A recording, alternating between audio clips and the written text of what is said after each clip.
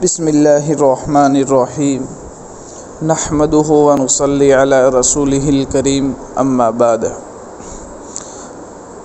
محترم دوستو بزرگوں، آج رمضان المبارک کی 6 تاریخ ہے اور جیسا کہ آپ حضرات کو معلوم ہے کہ ہمارا جو درس چل رہا ہے وہ سورہ فاتحہ کے سلسلے میں چل رہا ہے۔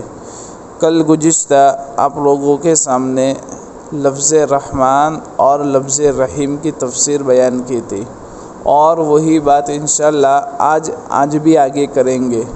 کل گزشتہ سب سے اخیر کے اندر اللہ تبارک و تعالیٰ نے جو قرآن مجید کے اندر فرمایا ہے کہ قُلْ يَا عِبَادِيَ الَّذِينَ أَسْرَفُوا عَلَىٰ أَنفُسِهِمْ لَا تَقْنَطُوا مِن رَحْمَةِ اللَّهِ إِنَّ اللَّهَ يَغْفِرُ الذُّنُوبَ جَمِيعًا۔ یہ آیت شریفہ آپ لوگوں کے سامنے تلاوت کی تھی اور اس کے اندر جو بتلایا ہے کہ جب بندے سے کوئی گناہ سرزد ہو جاوے تو اس کو توبہ کر لینا چاہیے، اب تک توبہ کا دروازہ بند نہیں ہوا ہے۔ تو یہ اس لیے ہے کہ خود اللہ تبارک و تعالی رحمان اور رحیم دونوں ہے۔ تو اسی سلسلے کے اندر آج آگے بات شروع کر رہے ہیں کہ ایک حدیث میں آپ لوگوں کے سامنے سنا دوں، جس کو اس حدیث کا نام ہے کہ مسلسل بالاولیہ، یعنی کوئی بھی شیخ سب سے پہلے جو استاد اپنے شاگردوں کو سناتے ہیں یا شاگرد سب سے پہلے جو اپنے استاد سے سنتے ہیں وہ ایک ہی روایت سنتے ہیں، اور وہ روایت وہی ہے کہ جس کو حدیث مسلسل بالاولیہ کہا جاتا ہے، جس کے راوی حضرت عبداللہ ابن عمرو ابن عاص رضی اللہ تعالیٰ عنہ ہے۔ حدیث شریف ہے الراحمون یرحمہم الرحمن تبارک و تعالی ارحموا من فی الارض یرحمکم من فی السماء۔ یہ روایت بہت ساری کتابوں کے اندر موجود ہے۔ اسی طرح ترمذی شریف کے اندر جلد نمبر 2 صفحہ نمبر 14 پر یہ روایت موجود ہے۔ اس روایت کو مسلسل بالاولیہ کہا جاتا ہے، جس کا ترجمہ یہ ہے کہ الراحمون یرحمہم الرحمن تبارک و تعالی، اللہ کے جو بندے دوسروں پر رحم کرنے والے ہیں ان پر رحمان رحم کرتا ہے۔ ارحموا من فی الارض یرحمکم من فی السماء، یعنی تم زمین والوں پر رحم کرو، آسمان والا تم پر رحم کرے گا۔ اس لیے حضور اقدس صلی اللہ علیہ وسلم فرماتے ہیں کہ لا یرحم اللہ من لا یرحم الناس، کہ جو لوگوں پر مہربانی نہیں کرتا اللہ تبارک و تعالی اس پر مہربانی نہیں کرتے۔ ہم لوگوں کے قصور کو معاف نہ کرے اور ان کے ساتھ رحمت کا معاملہ نہ کرے اور پھر اللہ سے رحمت کی امید رکھے، اس خیال یہ بہت برا خیال ہے۔ اگر ہم اللہ سے رحمت کی امید رکھتے ہیں تو ہمیں بھی دوسروں کے ساتھ رحمت کا معاملہ کرنا چاہیے۔ دیکھو، ایک واقعہ یاد آیا کہ حضرت عائشہ صدیقہ رضی اللہ تعالیٰ عنہ کے سلسلے میں کہ جب حضرت عائشہ صدیقہ رضی اللہ تعالیٰ عنہ پر جب تہمت لگائی گئی تھی اور منافقین نے اس واقعے کو بہت ہوا دی اور بہت اس کو پھیلایا تھا، اس واقعہ کا بہت انتشار کیا تھا، تو اس کا بڑا پروپیگنڈا بھی کیا تھا، تو اس کی وجہ سے بعض مخلص مومنین بھی دھوکے کے اندر آ گئے تھے اور انہوں نے اس بات کو سچا سمجھ لیا تھا کہ تہمت اس معاملے میں، اور ان لوگوں نے یہ بات کو سچا سمجھ کر تہمت لگانا انہوں نے بھی شروع کر دیا تھا، جن میں حضرت مصطح بن اثاثہ رضی اللہ تعالیٰ عنہ بھی شامل تھے۔ وہ حضرت ابوبکر صدیق رضی اللہ تعالیٰ عنہ کے خالہ زاد بہن کے بیٹے تھے، مہاجرین میں سے تھے، اور غریب ہونے کی وجہ سے حضرت ابوبکر صدیق رضی اللہ تعالیٰ عنہ ان کا خرچ برداشت کرتے تھے۔ جب قرآن میں حضرت عائشہ صدیقہ رضی اللہ تعالیٰ عنہ کی براءت نازل ہوئی تو حضرت ابوبکر صدیق رضی اللہ تعالیٰ عنہ نے قسم کھا کر کہا کہ اب میں ان پر ہرگز خرچ نہیں کروں گا، میں ان کو نان نفقہ نہیں دوں گا۔ براءت نازل ہوئی تو معلوم ہوا کہ حضرت عائشہ صدیقہ رضی اللہ تعالیٰ عنہا اس معاملے میں بریء الذمہ ہے، اور ان پر جو تہمت لگائی گئی ہے وہ غلط لگائی گئی ہے۔ حضرت ابوبکر صدیق رضی اللہ تعالیٰ عنہ کے انصاف کی بات دیکھیے کہ جب تک براءت نازل نہیں ہوئی تب تک ان کا وظیفہ بند نہیں کیا گیا تھا۔ ہمارے دور اور ہمارے مزاج کا دوسرا کوئی ہوتا تو پہلے دن سے ہی معاملہ نمٹ جاتا کہ میں خرچ دیتا ہوں، اور ہماری بیٹی کے ساتھ ایسا ہوا۔ لیکن حضرت ابوبکر صدیق رضی اللہ تعالیٰ عنہ نے انصاف کا تقاضا یوں پورا کیا کہ جب تک حضرت عائشہ صدیقہ رضی اللہ تعالیٰ عنہا کی براءت اور بے گناہ ہونا ظاہر نہیں ہوا وہاں تک خرچ بند نہیں کیا۔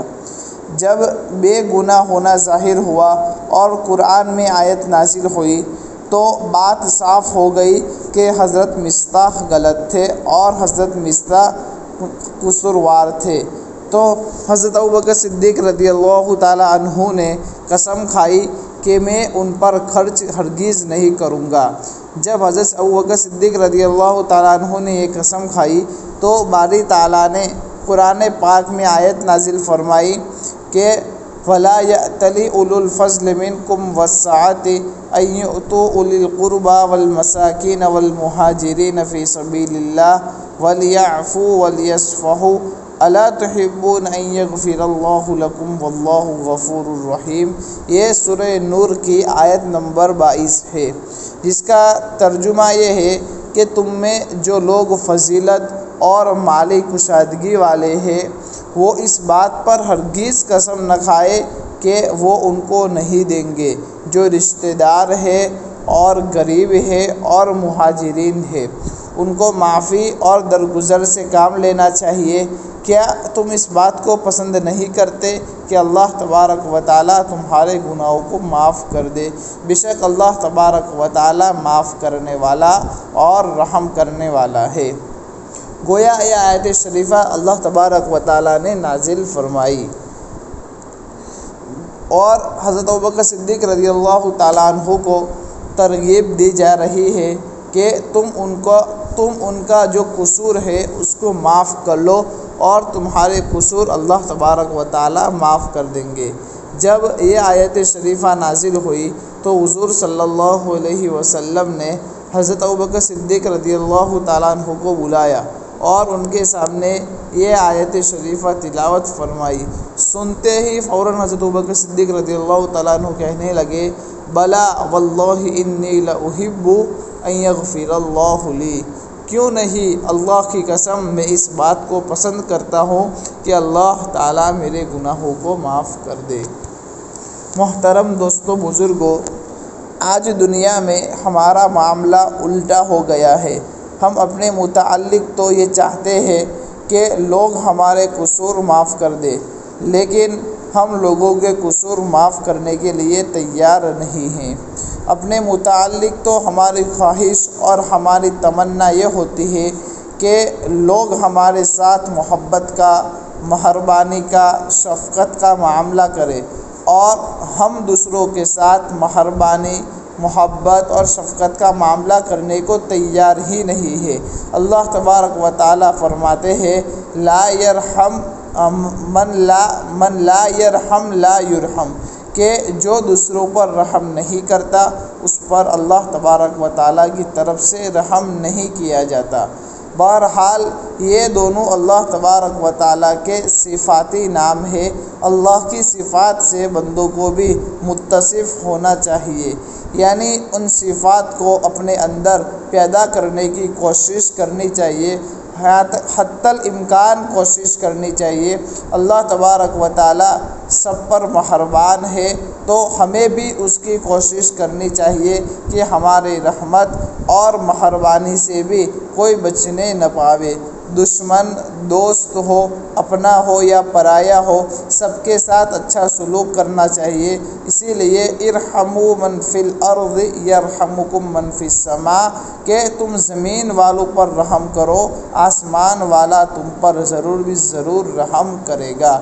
لہذا اللہ تبارک و تعالیٰ کے ان دو مبارک ناموں سے ہمیں بھی فائدہ اٹھانا چاہیے، اور ان صفات کو اختیار کر کے ہمیں بھی اللہ تبارک و تعالیٰ کی مخلوق کے ساتھ رحمت اور مہربانی کا معاملہ کرنا چاہیے۔ اگر ایسا کریں گے تو جیسے اللہ تبارک و تعالیٰ نے فرمایا کہ اللہ معاف کر دیتے ہیں، ہمارے گناہ بھی معاف ہو جائیں گے۔ اللہ تبارک و تعالیٰ کی رحمت بہت بڑی وسیع ہے۔ حقیقت میں دنیا میں اللہ تبارک و تعالیٰ کی رحمت کے علاوہ کوئی پناہ دینے والا یا کوئی پناہ دینے والی جگہ نہیں ہے۔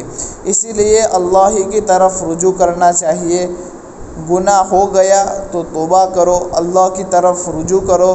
اللہ تعالیٰ نے ہر نماز میں اور نماز کی ہر رکعت میں اس سورت کو پڑھنے کا حکم دیا گیا ہے، یعنی سورہ فاتحہ کو پڑھنے کا حکم دیا گیا ہے۔ اسی لیے اس کو السبع المثانی بھی کہا جاتا ہے۔ تو ہمیشہ نماز میں جب بھی اس سورت کو پڑھیں تو اس کو پڑھتے وقت یہ تصور ہونا چاہیے، یہ خیال رکھنا چاہیے، یہ سوچنا چاہیے کہ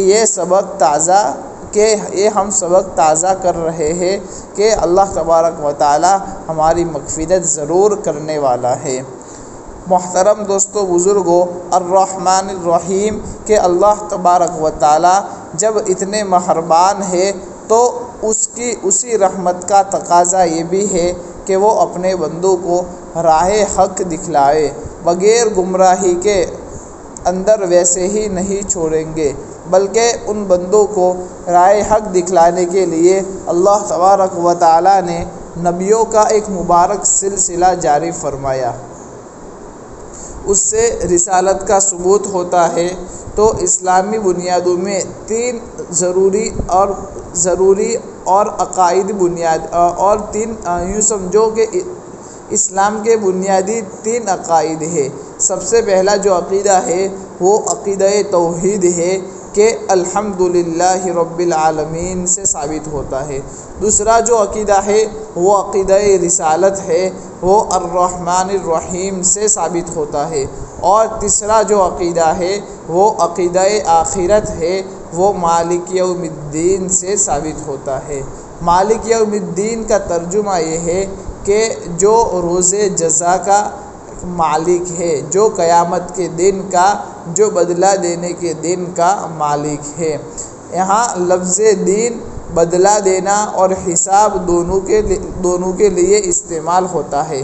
حدیث شریف میں آتا ہے کہ الکیس من دان نفسہ وعمل لما بعد الموت، کہ ہوشیار اور عقل مند اور دانا شخص وہ ہے جو اپنے نفس سے حساب لے اور موت کے بعد والی زندگی کے لیے عمل کرے۔ یہاں دین جو ہے وہ حساب کے معنی میں استعمال ہوا ہے۔ آیت میں دونوں معنی مراد ہو سکتے ہیں کہ روز حساب کا مالک ہے یا روز جزا کا یعنی بدلے کے دن کا مالک ہے، اس لیے کہ کسی کو کوئی بدلہ دینا چاہیں گے تو پہلے حساب کرنا ضرور پڑے گا۔ بدلہ کے لیے حساب کا ہونا لازم ہے، اور جب حساب کریں گے تو بدلہ دیا جائے گا۔ دونوں ایک دوسرے کے لیے گویا یہ لازم ملزوم ہے کہ ایک چیز ہوگی تو ہی دوسری چیز ہوگی، دوسری چیز نہیں ہوگی تو پہلی چیز نہیں ہوگی، تو گویا یہ دونوں ایک دوسرے کے لیے لازم ملزوم ہے۔ محترم دوستو، بزرگوں، کہ اللہ تبارک و تعالیٰ تو اس دنیا میں بھی ہر ایک چیز کا مالک ہے، لیکن اللہ تبارک و تعالیٰ نے دنیا کے اندر اپنی ایک خاص حکمت اور اپنی ایک خاص مصلحت کی وجہ سے انسانوں کو بھی عارضی طور پر اور مجازی طور پر مالک بنایا ہے۔ حقیقی مالک تو صرف وحدہ لا شریک ہے، حقیقی مالک تو صرف اللہ تبارک و تعالی ہی ہے، لیکن اللہ تبارک و تعالی نے دنیا کی زندگی میں انسانی ملکیتوں کو بھی تسلیم کیا، اسی لیے تو زکوٰۃ فرض ہوئی۔ اگر مالک نہ مانا جائے تو زکوٰۃ کہاں سے فرض ہوگی؟ اور ہر آدمی جو کپڑے پہنے ہوئے ہے، جب اس سے پوچھیں گے کہ یہ کپڑے کس کے ہیں تو کہے گا کہ میرے ہے، یہ مکان کس کا ہے تو کہے گا کہ میرا ہے، یعنی ملکیت یہ شخص ثابت کر رہا ہے۔ دنیا میں اللہ تبارک و تعالیٰ نے ملکیت کو تسلیم کیا ہے اور ہر ایک کو اللہ تبارک و تعالیٰ نے کسی نہ کسی چیز کا مالک ضرور بنایا ہے۔ دنیا میں اللہ تبارک و تعالیٰ نے حاکم بھی بنایا ہے، حکمران بھی بنائے ہیں، لیکن ان حکمرانوں کی حکومت بھی دنیا میں عارضی طور پر اور مجازی طور پر اور کچھ وقت تک ہی رہنے والی ہے۔ حقیقی مالک اور حقیقی حکمران تو صرف وہ اللہ تبارک و تعالیٰ اور صرف وہ وحدہ لا شریک ہے۔ دنیا کی اس زندگی میں اللہ تبارک و تعالیٰ نے اپنے کچھ مصلحتوں کے پیش نظر انسان کی مالکیت، ان کی ملوکیت کو اور بادشاہت کو منظوری دی ہے۔ عارضی ہی صحیح، لیکن ایک دن ایسا آنے والا ہے جس کو روز جزا کا دن کہتے ہیں۔ اس دن دنیا کی یہ عارضی اور دنیا کی یہ مجازی حکومتیں سب ختم ہو جائے گی، کوئی کسی چیز کا مالک نہیں ہوگا، بلکہ حشر کے میدان میں اللہ تبارک و تعالی ایسے ہی بندوں کو پیدا کر کے لائیں گے، کما بدأنا اول خلق نعید وعدا علینا انا کنا فاعلین، کہ جیسے ہم نے ماں کے پیٹ سے پہلے تم کو پیدا کیا تھا ویسے ہی ہم دوبارہ ان کو زندہ کریں گے۔ حدیث شریف کے اندر آتا ہے کہ نبی کریم صلی اللہ تعالیٰ علیہ وآلہ وسلم نے فرمایا، قیامت کے روز اللہ تبارک و تعالیٰ انسانوں کو قبروں سے زندہ کر کے اٹھائیں گے تو بدن پر کوئی لباس نہیں ہوگا، پاؤں میں جوتے نہیں ہوں گے، اور حدیث شریف میں آتا ہے کہ جیسے بچہ بغیر مختون یعنی بغیر ختنہ کیے ہوئے پیدا ہوتا ہے ویسے بغیر ختنہ کیے ہوئے اٹھائیں گے، کسی کے پاس کچھ نہیں۔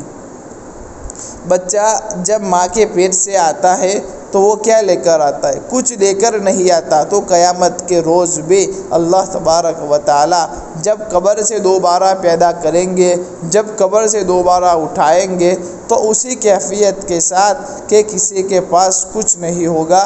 یہ ظاہری اور مجازی اور عارضی ملکیتیں ہیں جو اللہ تبارک و تعالی نے دنیا میں ہم تمام کو عطا فرمائی ہے۔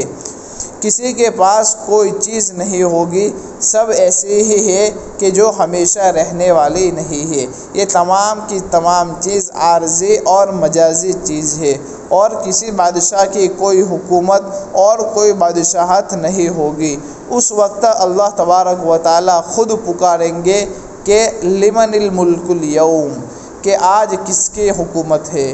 کوئی جواب دینے والا نہیں ہوگا۔ اللہ تبارک و تعالی خود واپس فرمائیں گے للہ الواحد القہار، کہ اس اکیلے اللہ تبارک و تعالی کی جو ہر چیز پر غالب ہے، اللہ کی حقیقی حکومت کا ظہور اس روز جزا اور قیامت کے دن ہوگا۔ اسی لیے اللہ تبارک و تعالی نے خود فرمایا مالک یوم الدین، کہ وہ روز جزا کا اور وہ روز حساب کا مالک ہے۔